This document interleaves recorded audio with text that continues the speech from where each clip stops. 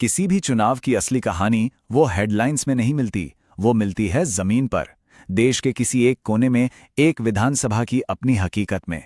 तो आज हम राष्ट्रीय नक्शे से जूम इन करेंगे सीधा हिमाचल प्रदेश के चुराह विधानसभा क्षेत्र में। ये विश्लेषण सिर्फ हार जीत का नहीं है, ये इस बात की पड़ताल है कि जनादेश असल में होता क्या है, कैसे एक जीत नाजुक हो सकती है और उसे मजबूत करने के लिए किस तरह की रणनीति चाहिए। देखिए, चुराह को समझने के लिए पहले उसकी मिट्टी को समझना होगा। ये 100% ग्रामीण इलाका है। यहाँ की सियासत पहाड़ों की ऊंचाई, घाटियों की गहराई और यहाँ के लोगों की रोजमर्रा की जिंदगी तय करती है। यहाँ के मुद्दे टीवी स्टूडियो में नहीं, बल्कि खेतों और पगडंडियों पर तय होते हैं। सवाल ये नहीं कि देश में क्या चल रहा है, सवाल ये है कि क्या बारिश में सड़क बहेगी, क्या सर्दियों में बर्फबारी से गांव कट जाएगा, क्या नौजवानों को नौकरी के लिए घर छोड़ना पड़ेगा। यहाँ की राजनीति ठोस है, जमीन से जुड़ी हुई।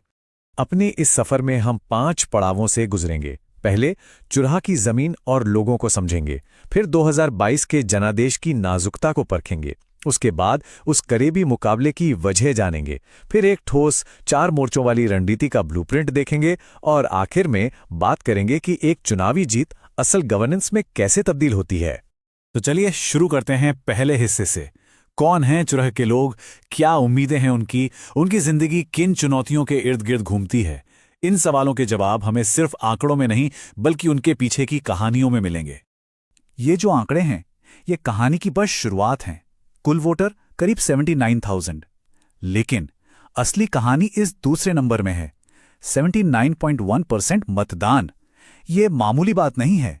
ये बताता है कि चुराह के लोग, जो इतनी मुश्किल भौगोलिक परिस्थितियों में रहते हैं, अपने हक को लेकर कितने सजग हैं।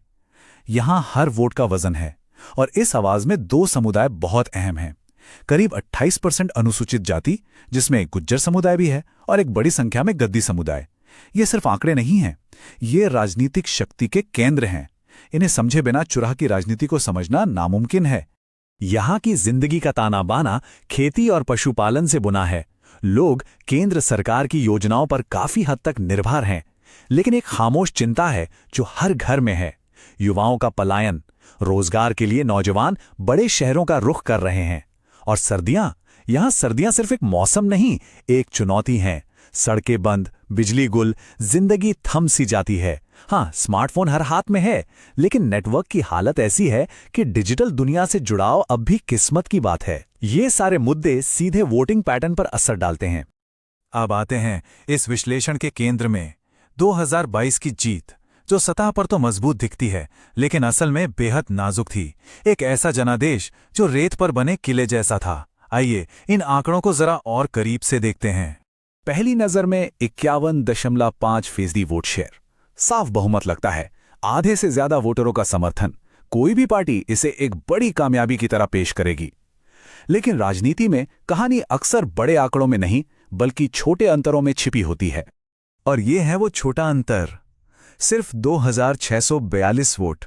सोचिए, इसका मतलब है कि अगर सिर्फ 1,322 लोगों ने अपना मन बदला होता तो नतीजा पूरी तरह पलट जाता। ये एक ऐसा जनादेश है जो मजबूत है पर स्थिर नहीं। ये याद दिलाता है कि लोकतंत्र में हर एक वोट की कीमत होती है। ये जीत एक चेतावनी भी है। अब जरा इस ट्रेंड को देखिए। 2017 में जीत का अंतर 9% से ज्यादा था, एक बहुत बड़ी लीड। लेकिन 2022 में ये घटकर सिर्फ 4.24% रह गया। इसका क्या मतलब है?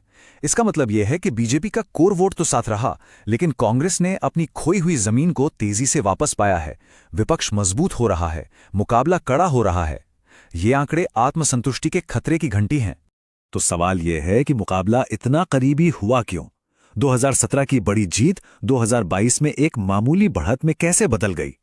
अब हम उन वजहों की पड़ताल करेंगे जिन्होंने नतीजों को शक्ल दी। एक डॉक्टर की तरह इस जनादेश की ताकत और कमजोरी दोनों का पता लगाएंगे। ताकत साफ दिखती है। विधायक की व्यक्तिगत लोकप्रियता और लोगों तक उनकी सीधी पहुंच एक मजबूत पक्ष है। पार्टी का संगठन भी जमीन पर काम कर रहा है, लेकिन कमजोरियां भी उतनी ही साफ हैं। गांवों में सड़क और बिजली जैसी बुनियादी सुविधाओं की कमी लोगों में नाराजगी पैदा कर रही है। कांग्रेस का बढ़ता वोट शेयर एक सीधी चुनौती है, और डिजिटल दुनिया में खासकर युवाओं तक पहुंचने में अभी भी कुछ कमी है, जो एक बड़ी रणनीतिक चूक हो सकती है। अगर हम इसे एक स्कोर कार्ड की तरह देखें तो तस्वीर और साफ हो जाती है। जातिगत समीकरण साधने में स्कोर बहुत अच्छा है, 10 में से 8, मतलब प्रमुख समुदायों के साथ अच्छा तालमेल है। लेकिन नैरेटिव यानी अपनी बात लोगों तक पहुंचाने में स्कोर थोड़ा कम है, 10 में से 6। इसका मतलब साफ है, समर्थन तो है, लेकिन शायद अभियान का संदेश वोटरों की सभी चिंताओं का जवाब नहीं दे पा रहा। कनेक्शन है, पर शायद कम्युनिकेशन गैप भी है।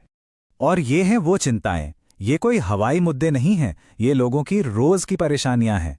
चुरा सेंट्रल में लोग बंद पड़े संस्थानों और बिजली कटौती से परेशान हैं। राजनगर ब्लॉक में खराब सड़कें और स्कूलों की कमी एक बड़ा मुद्दा है। और तीसरा, डलहौजी में स्वास्थ्य सुविधाओं की कमी और बेरोजगारी नौजवानों को निराश कर रही है। यही वो स्थानीय मुद्दे हैं जो किसी भी चुनाव का रुख मोड़ सकते हैं। और जब हम इन शिकायतों को सुनते हैं तो ये याद रखना बहुत जरूरी है कि लोकतंत्र में राजनीतिक संवाद की बुनियाद होती है जिम्मेदारी। इसका मतलब है लोगों की समस्याओं को सम्मान के साथ सुनना, उन्हें सिर्फ वोटों के लिए नहीं बल्कि एक बेहतर शासन देने की सच्ची नीयत से समझना।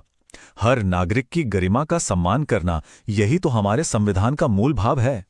तो इन चुनौतियों को समझने के बाद अब बात करते हैं समाधान की। सिर्फ समस्याएं गिनाना काफी नहीं होता, एक ठोस, व्यवहारिक और अनुशासित रणनीति चाहिए। ये उसी रणनीति का खाका है जिसे जनादेश को न सिर्फ बचाने बल्कि उसे और मजबूत करने के लिए बनाया गया है। इस रणनीति के केंद्र में है चतुर्मुख सिद्धांत। ये एक 4 आयामी सोच है, मतलब लड़ाई को 4 मोर्चों पे एक साथ लड़ना। ये 4 मोर्चे हैं: चुनावी, संगठनात्मक, नैरेटिव और संसाधन। जब ये चारों एक दूसरे के साथ तालमेल में काम करते हैं तभी एक निर्णायक जीत हासिल होती है। चलिए हर मोर्चे को समझते हैं। पहला मोर्चा है चुनावी, यानी सीधे वोटरों तक पहुंच, अनुसूचित जाति और गद्दी जैसे प्रमुख समुदायों के साथ रिश्ते और मजबूत करना, दूर दराज के गांवों तक घर घर जाकर पहुंचना। और सबसे जरूरी, सड़क, बिजली, कॉलेज जैसे मुद्दों पर सिर्फ बात नहीं बल्कि सार्वजनिक तौर पर उन्हें हल करने का वादा करना। हर पंचायत में बूथ एजेंट इस मोर्चे की रीढ़ की हड्डी हैं। दूसरा मोर्चा है संगठनात्मक। ये पर्दे के पीछे का काम है लेकिन उतना ही अहम। इसका मतलब है बूथ स्तर के हर कार्यकर्ता को ताकत देना, उसे ट्रेनिंग देना, जमीनी मुद्दों की जानकारी तुरंत ऊपर तक पहुंचे, इसके लिए एक सिस्टम बनाना। और पार्टी के अंदर किसी भी तरह की गुटबाजी को रोकना। एक अनुशासित संगठन ही मजबूत लड़ाई लड़ सकता है।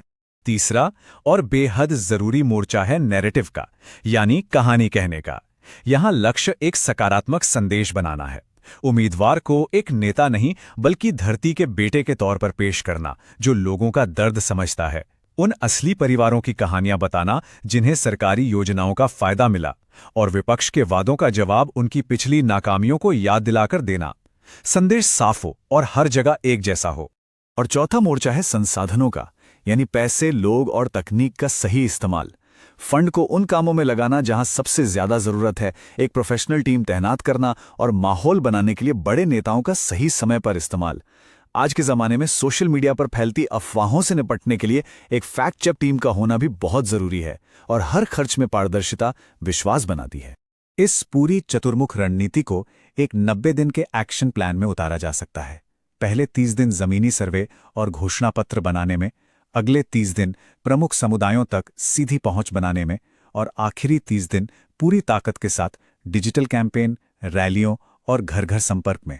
आखिरी 10 दिन सिर्फ एक काम के लिए होते हैं, हर समर्थक को वोटिंग बूथ तक लेकर आना। ये एक अनुशासित, समय पर आधारित प्लान है। चुनाव जीतना सफर का एक पड़ाव है, मंजिल नहीं। असली चुनौती उस जीत को अगले 5 साल के लिए एक प्रभावी और जवाबदेह शासन में बदलने की होती है। असली जनादेश मशीनों में नहीं, लोगों के दिलों में विश्वास जीत कर मिलता है। और हां, जब हम वोटर लिस्ट और डिजिटल कैंपेन की बात करते हैं तो एक और जिम्मेदारी सामने आती है, वो है लोगों के डेटा की सुरक्षा।